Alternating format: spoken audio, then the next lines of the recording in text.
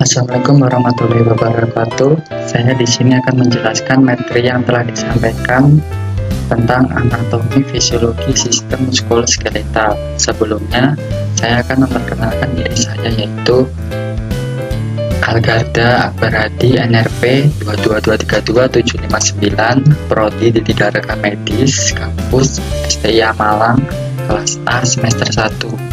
Dosen mata kuliah Henry Didi Hartono, S.Kep Nurse MPD. Mata kuliah Anatomi Fisiologi. Untuk materi yang pertama yaitu pengertian sistem muskuloskeletal. Sistem muskuloskeletal adalah sistem yang terdiri dari otot, jaringan ikat, saraf, serta tulang dan sendi. Sistem ini berperan penting dalam gerakan tubuh. Oleh karena itu, bila sistem muskuloskeletal terganggu, kemampuan dalam bergerak dan melakukan aktivitas pun bisa terganggu. Anatomi sistem muskuloskeletal. Yang pertama yaitu tulang. Tulang merupakan salah satu bagian utama dari sistem muskuloskeletal yang berfungsi untuk menopang dan membentuk tubuh, menunjang gerak tubuh serta melindungi organ tubuh, serta menyimpan mineral kalsium dan fosfor. Orang dewasa umumnya memiliki sekitar 206 tulang. Tulang terdiri dari lapisan luar dan lapisan dalam. Lapisan terluar tulang memiliki tekstur yang keras dan terbuat dari protein, kolagen, dan berbagai mineral termasuk kalsium. Yang kedua yaitu sendi. Sendi adalah hubungan antara dua tulang. Beberapa persendian dapat digerakkan, tetapi ada juga yang tidak.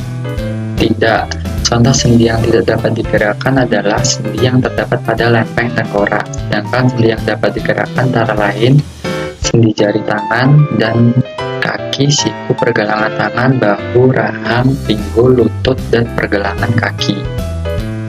Lalu yang ketiga, otot. Ada 3 jenis otot yang merupakan bagian dari sistem muskuloskeletal, yaitu otot rangka, otot jantung, dan otot polos.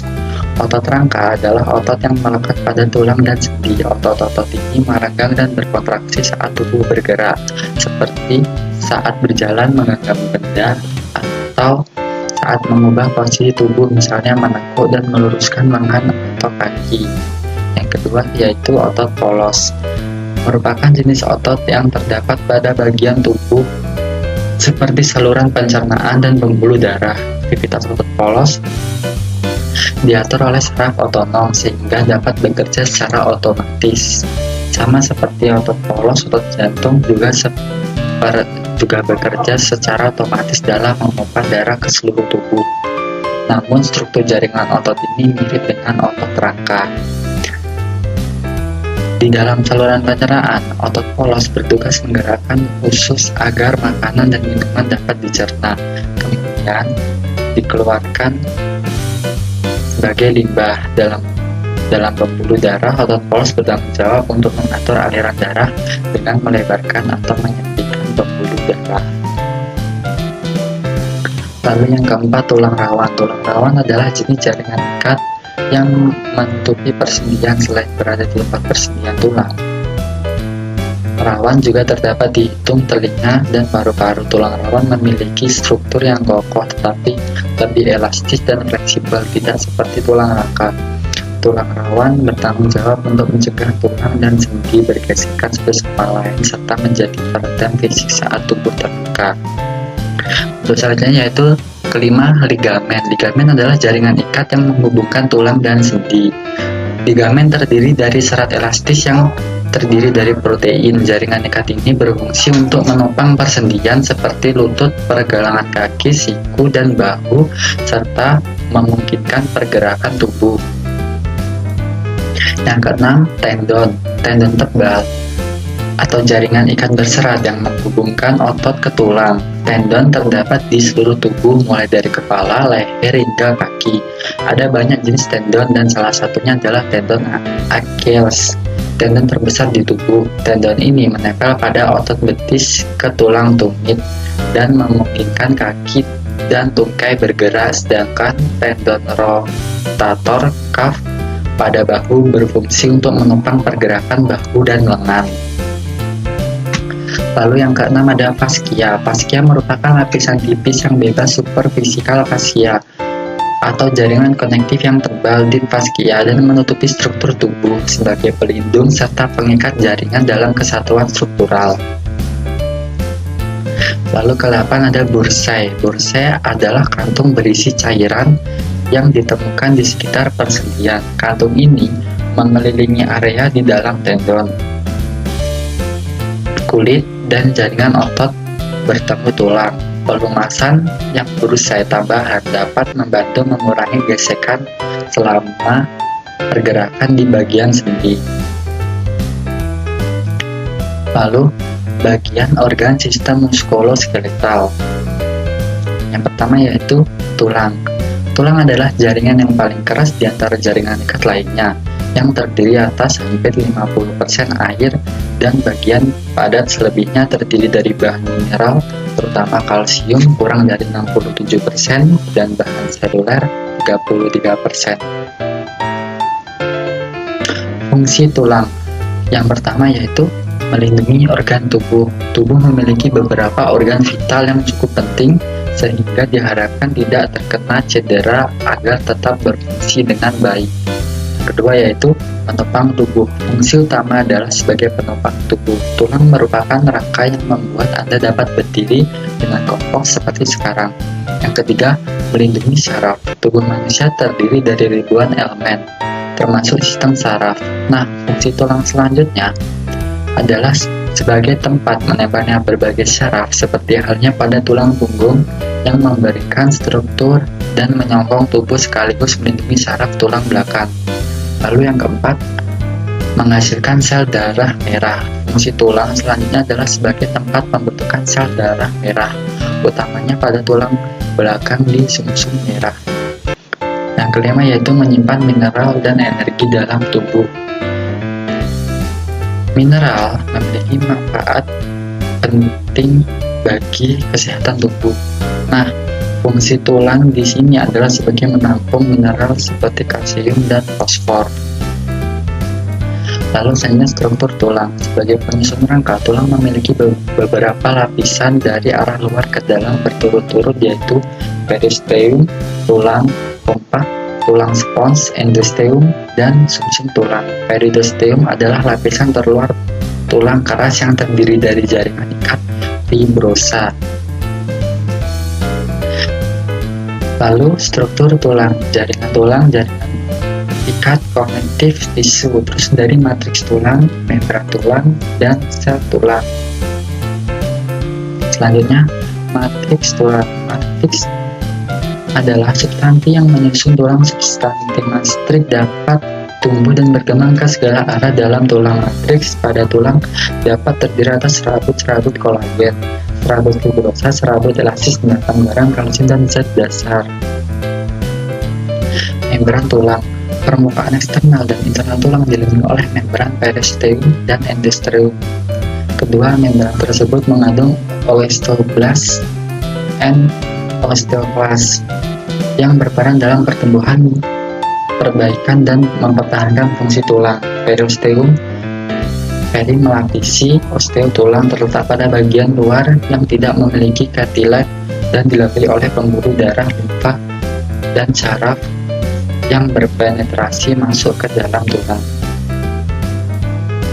Lalu selanjutnya ada sel tulang. Komponen seluler pada tulang terdiri dari osteogenik, osteoblast, osteoclast, osteosit, dan elemen hemopoietik dari sumsum tulang. Riker 992, tulang sangat ahli dalam mendukung kerangka tubuh, ditandai dengan kelakuannya, kekerasannya, dan kekuatannya untuk beregenerasi dan memperbaiki diri. Lalu yang kedua ada sendi. Joint, sendi articulation, tempat bersambungannya dua tulang. Berdasarkan jenis gerak akan terbagi menjadi 3 jenis tipe. Sendi yang tidak dapat bergerak, synadorosis, sendi dengan sedikit pergerakan, ambiadrosis. Lalu yang ketiga, sendi yang mampu bergerak bebas, yaitu diarthrosis. Sendi yang tidak dapat bergerak, Articulatio fibrosa, hubungan antar tulang dengan fibrous seperti pada sutura tulang tengkorak, diklasifikasikan menjadi 3, yaitu A. Snardosis, mempunyai karakteristik disatukan oleh jaringan fibrosa. Subkelasnya yaitu sutura. Cara berkelok-kelok saling berpenyesuaian dengan sedikit jaringan fibrosa dan praktis tidak ada gerakan. Ada tiga macam sutura, yaitu sutura serrata, hubungan antar tulang seperti gigi gergaji. Lalu yang B, sutura squamosa, hubungan antar tulang saling menipis, saling bersesuaian. Lalu yang ketiga ada sutura harmonia atau pelana berhubungan lurus terus tepi menepi. Sendi tidak dapat bergerak. Stemosis, hubungan antar tulang dengan jenis jaringan fibrosa yang banyak dan hanya sedikit terjadi gerakan. Contoh hubungan tibia dan fibula, stenosis distal tibiacularis. Hubungan antara radius dan ulna, stenosis distal radialis. Lalu yang C, gimposis, hubungan tulang berupa tonjolan dan soket kantong. Contoh hubungan gigi dengan tulang rahang, articulatio dentoalveolaris. Lalu yang selanjutnya sendi dengan sedikit pergerakan, articulocartilaginia, hubungan antar tulang disatukan oleh tulang rawan, cartilago, hyaline, dan fibrocartilago. Ada beberapa subkelas yaitu skondolosis, hubungan antar tulang bersifat temporer, di mana tulang rawan yang terjadi pada embryoral dapat berkembang menjadi tulang keras pada masa dewasa dan dapat melayani pertumbuhan tulang dan bersendi. Contoh hubungan antar tulang tengkorak. Lalu yang kedua, symphysis, hubungan antar tulang disatukan oleh jaringan fibricartilago. Contoh symphysis tubis, symphysis interfibrillaris, dan symphysis manubrioternalis. Lalu selanjutnya, sendi yang mampu bergerak bebas, articulus synovialis diarthrosis, mempunyai karakteristik terdapat ruangan spesifik yang memungkinkan gerak menjadi lebih bebas. Pada ruangan ini terdapat cairan lapisan dalam pembungkus sendi kapsul zoim yang disebut membrana symphyaliis. Ujung-ujung tulang yang ditutupi tulang rawan dan perkuat bagian luarnya oleh kapsula sendi dan ligamentum kapsula sendi. Ada 2 lapisan, yaitu bagian luar disebut stratum membrana fibrosum, lalu yang kedua bagian dalam disebut stratum membrana synovialis.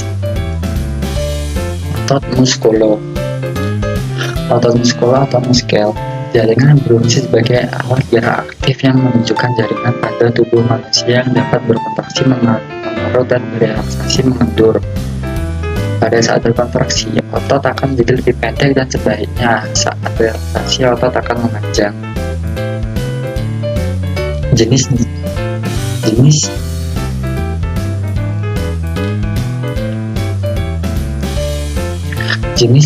otot. Otot lurik atau rangka. Otot lurik merupakan otot yang menempel pada rangka atau tulang kita. Lalu yang kedua, jenis-jenis otot. Otot polos atau otot licin. Otot polos atau otot licin terdapat pada organ tubuh kita. Jenis-jenis otot. Otot jantung hanya dapat pada dinding jantung manusia saja. Lalu selanjutnya sifat-sifat otot. Yang pertama yaitu kontraktilitas, yang kedua ekstansibilitas, lalu yang ketiga elastisitas, yang keempat iritabilitas.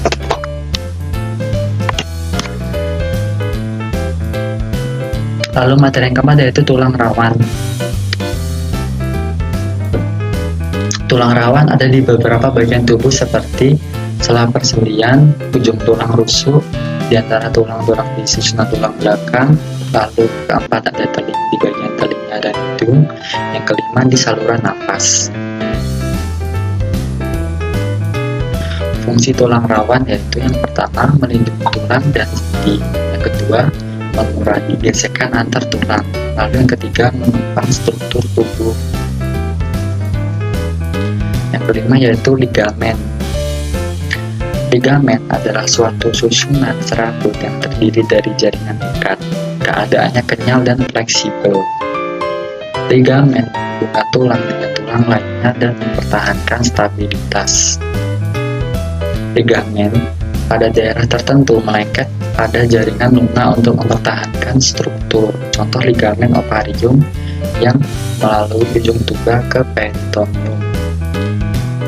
Lalu yang keenam ada tendon. Tendon adalah jaringan fibrous yang padat yang merupakan ujung dari otot yang menempel pada tulang. Fungsi tendon yaitu membantu memungkinkan pergerakan tubuh yang bebas dan fleksibel seperti berlari, melompat, berjalan, mengangkat, dan menari, dan kegiatan fisik lainnya yang dilakukan oleh tendon. Selaput tendon berbentuk selubung dari jaringan ikat yang menyelubungi tendon terutama pada pergelangan tangan dan tumit. Lalu yang ketujuh adalah faskia.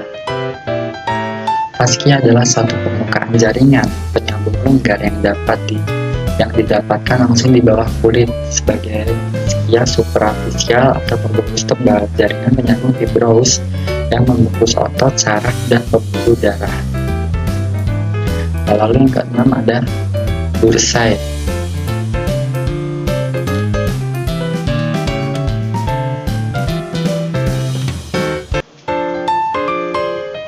Lalu yang terakhir atau yang ke-8 ada bursai. Bursai adalah kantong kecil dari jaringan ikat di suatu tempat di mana digunakan di atas bagian yang bergerak. Misal antara tulang dan kulit, tulang dan tendon atau otot. Bursai dibatasi membran sinovial dan mengandung cairan sinovial. Sekian, terima kasih. Wassalamualaikum warahmatullahi wabarakatuh.